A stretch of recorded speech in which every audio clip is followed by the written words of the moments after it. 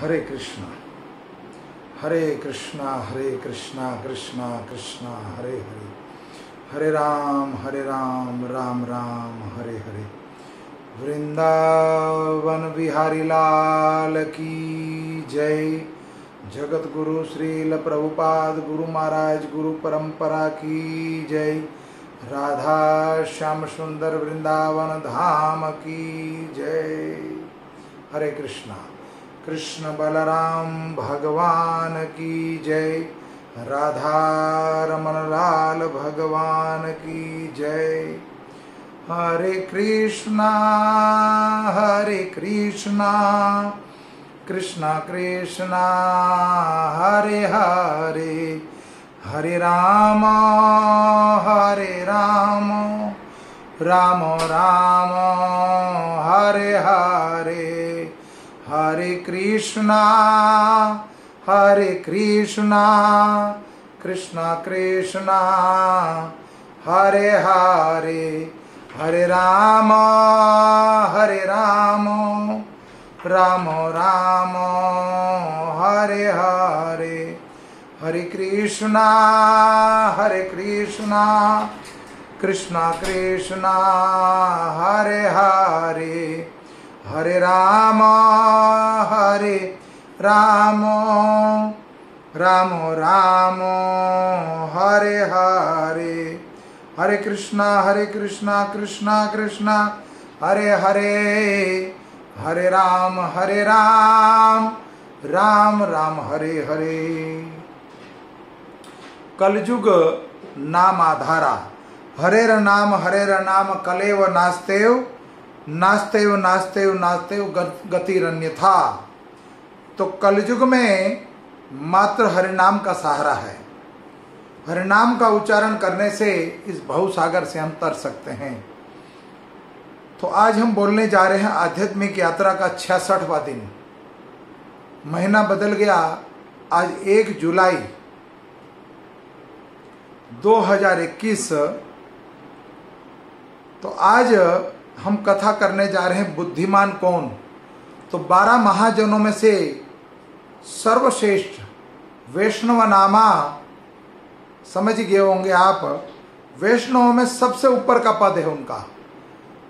भगवान के परम भक्त हैं वो, और उनका नाम है महादेव शिव जी। तो ये आज 9वें महाजन हैं। इसके बाद 3 महाजनों की सूची और रह गई है। भक्त चरित्र तो बोलेंगे अभी, बुद्धिमानों में तो और चर्चा होगी, लेकिन महाजनों में आज है भगवान शिव, देवों के देव महादेव।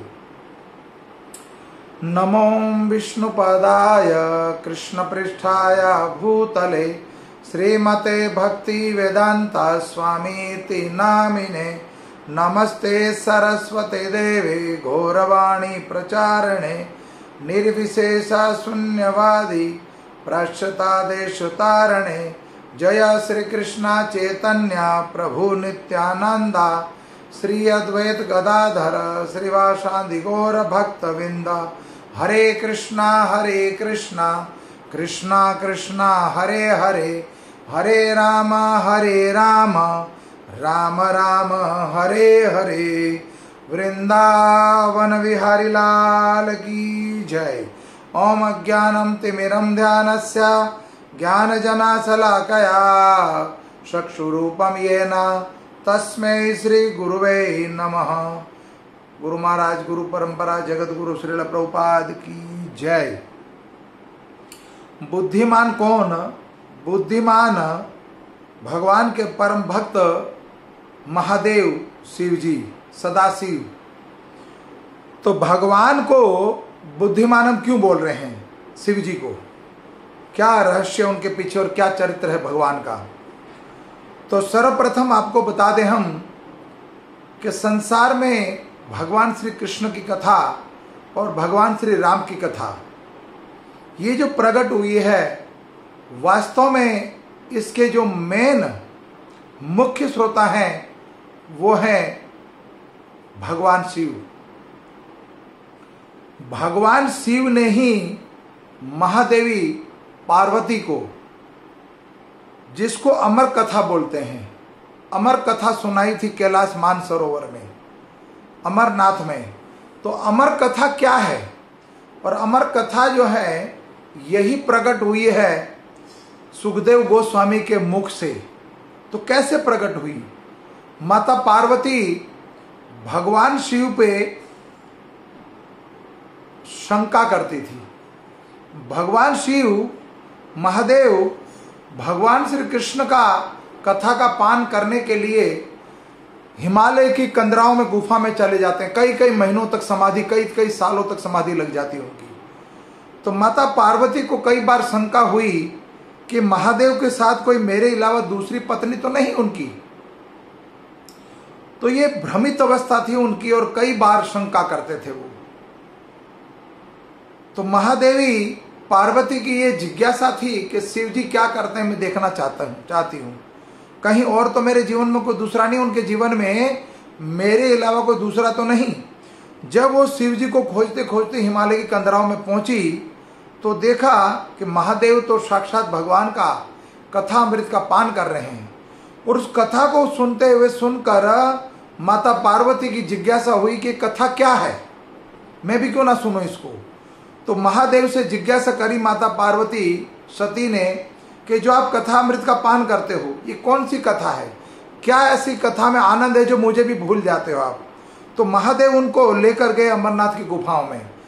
जब से उस स्थान का नाम अमरनाथ पड़ा, तो जब ये कथा सुनाने का प्रारंभ कर रहे हैं महादेव, तो अमरनाथ क्षेत्र में जब ये कथा सुनाना चाहते हैं माता पार्वती को, तो भगवान शिव के जितने भी आयुध हैं या उनके गण हैं, शिव गण, या उनके साथ जो भी चीजें रहती थी वो सबको उन्होंने छोड़ दिया।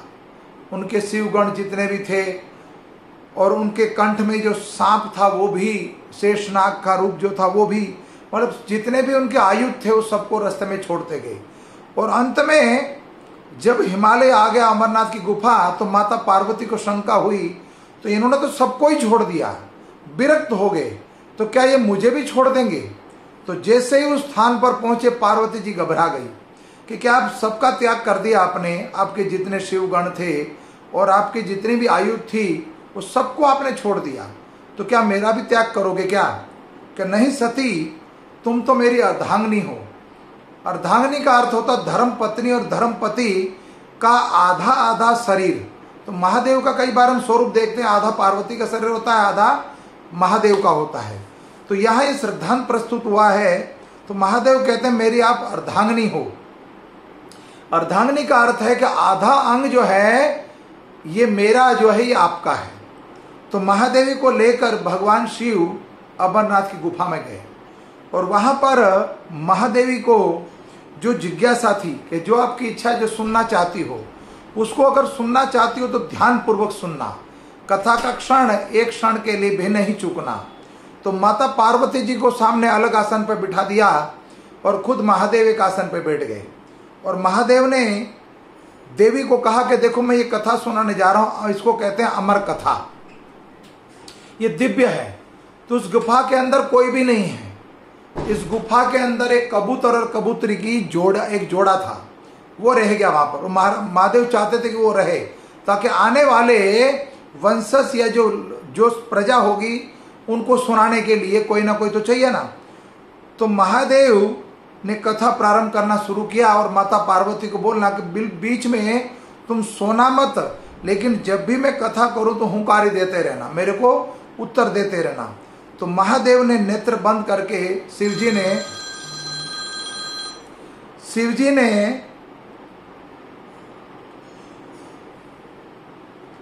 कथा प्रारंभ कर दी। जब शिवजी ने कथा प्रारंभ करी, कुछ समय बाद, कुछ समय उपरांत भगवान ने तो नेत्र बंद कर लिए थे और महादेवी सामने बैठी थी पार्वती, और कथा प्रारंभ हो गई। और कथा चलते चलते माता पार्वती को निंद्रा आ गई। तो अब निंद्रा आ गई तो लेकिन वचन दिया था कि कथा के बीच में तुम मुझे हुंकारी देते रहना। तो एक घोंसले के अंदर एक बच्चा रह गया था तोते का। तोता और जो जोड़ा था, तोते का जोड़ा तो उड़ गया, लेकिन उसमें उसका छोटा बच्चा था जो अंडा उसमें रह गया। जब ये कथा उसने अंडे ने कानों में गई वो दिव्य शरीर प्रकट हो गया उनका, तोता जो था वो अंडे में से उनका स्वरूप प्रकट हो गया।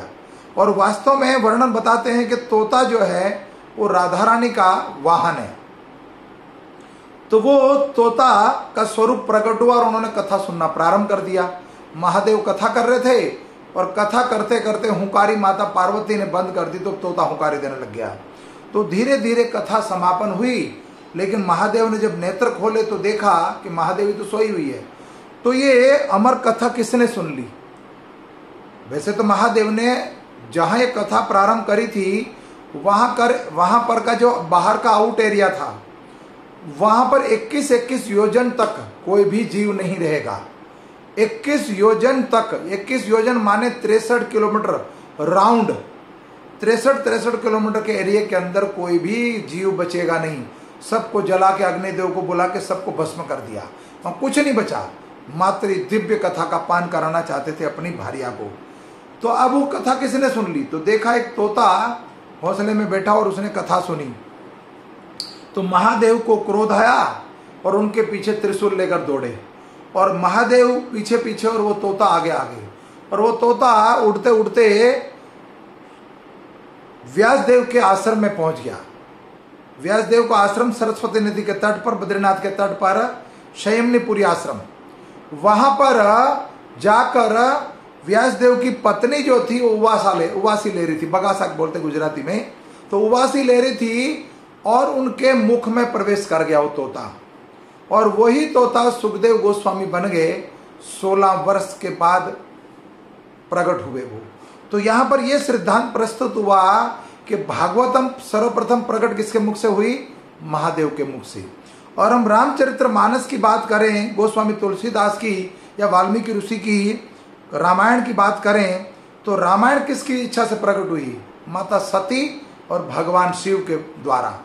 ये कुंभक ऋषि और याज्ञवल्क्य की चर्चा प्रयागराज में कथा प्रारंभ हुई। माता सती की जिज्ञासा थी कि दशरथ महाराज के घर जो जन्म लेने वाले व्यक्ति हैं, साधारण मनुष्य हैं, वो भगवान नहीं हो सकते।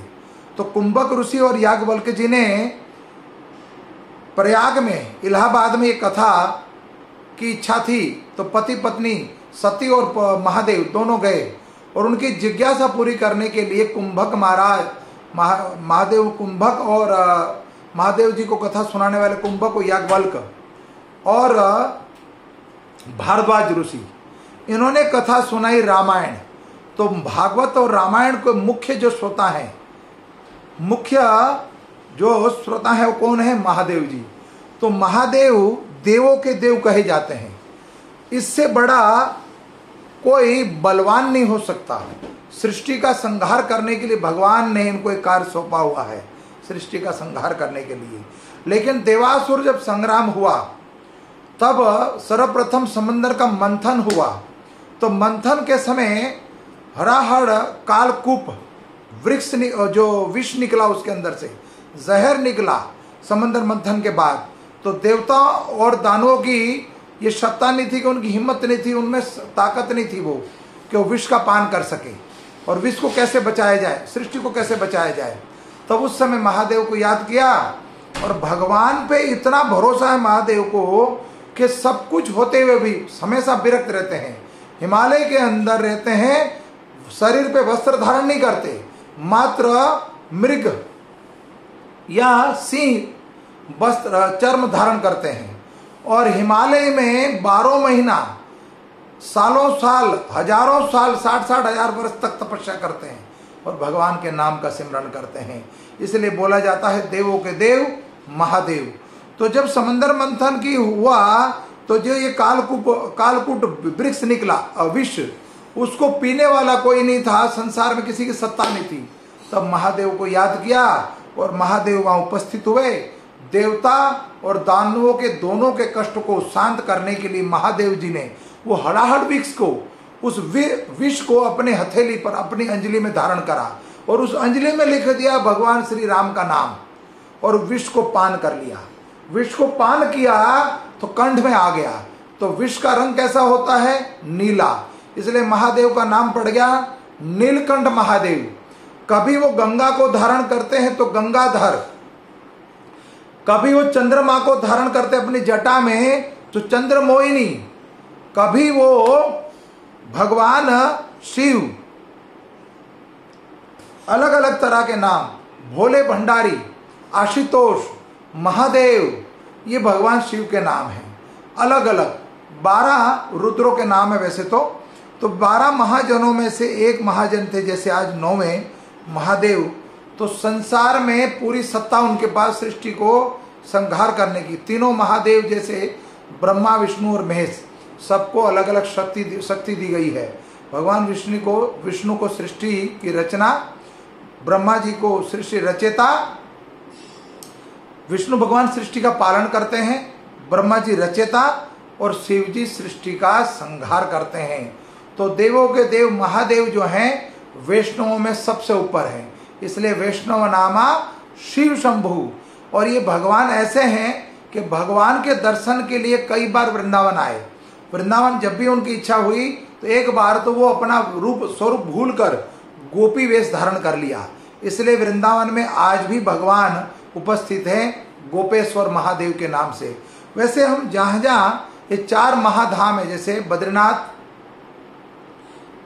रामेश्वरम, द्वारिकाधीश और जगन्नाथपुरी, तो चारों स्थान पर जहां भगवान विष्णु भगवान कृष्ण हैं उन स्थानों पे भगवान शिव हैं। वृंदावन में गोपेश्वर, मथुरा में भूतेश्वर, नंदगांव में नंदेश्वर, उसके बाद आप जाइए बद्रीनाथ तो वहाँ केदारनाथ, द्वारिकाधीश जाइए तो वहाँ नागेश्वर, आप जाइए जगन्नाथपुरी तो वहाँ भुवनेश्वर, और आप जाइए श्रीरंगम कन्याकुमारी तो वहाँ पर रामेश्वरम। तो महादेव इतने भगवान को प्रिय हैं कि जिस दिन स्थान पर भगवान के धाम हैं उन स्थानों पर महादेव होते हैं। और हम चारों धामों में से कोई भी धाम के दर्शन करें, उस दर्शन में जब तक महादेव की परिक्रमा ना लगाए और महादेव के दर्शन ना करें तो चारों धामों में से कोई भी धाम आपका अधूरा रह जाएगा। जैसे आप वृंदावन जाते हो और गोपेश्वर के दर्शन नहीं करते हो, नंदगांव जाते हो और नंदेश्वर के दर्शन नहीं करते हो, मथुरा जाते हो और भूतेश्वर के दर्शन नहीं करते हो, द्वारिका जाते हो और नागेश्वर के दर्शन नहीं करते हो, जगन्नाथपुरी जाते हो और भुवनेश्वर महादेव के दर्शन नहीं करते हो, श्रीरंगम जाके रामेश्वर के दर्शन नहीं करते हो, या फिर द्वारिकाधीश बद्रीनाथ जाकर केदारनाथ के दर्शन नहीं करते, तो आपकी यात्रा अधूरी रह जाएगी। तो ऐसे देव हैं, देवों के देव महादेव, सब कुछ होते हुए भी कुछ भी नहीं छोड़ते, मात्र भगवान के नाम का 24 घंटे सिमरण करते रहते हैं। इसीलिए बुद्धिमान कौन? महादेव शिव जी। तो शिव जी सबसे बड़े भक्त हैं भगवान के। तो हम दासानुदास, भगवान श्री कृष्ण को अति प्रिय है, जो अपन उनके दासों का कोई दास होता है। तो भगवान के प्रिय बनना चाहते हैं। इस कथा में कोई त्रुटि रह गई हो तो क्षमा चाहता हूँ। महादेव की कथा तो बहुत है, हरि अनंत, हरि कथा अनंत, कितनी कथा कर सकते हो, लेकिन हमारे पास समय का अभाव है, इसलिए हम भक्तों के चरित्रों का वर्णन कर रहे हैं, इसलिए हम संक्षिप्त में बोल रहे हैं, शॉर्टकट में बोल रहे हैं। तो कथा में कोई त्रुटि है तो क्षमा चाहते हैं। पुनः फिर समय मिलेगा तो महादेव जी के बारे में पूरी चर्चा करेंगे। धन्यवाद। हरे कृष्णा। वंशाकल्पतरुभक्षा कृपा सिंधु एव च पतितानां पावनेभ्यो वैष्णवेभ्यो नमो नमः। हरे कृष्णा। हर हर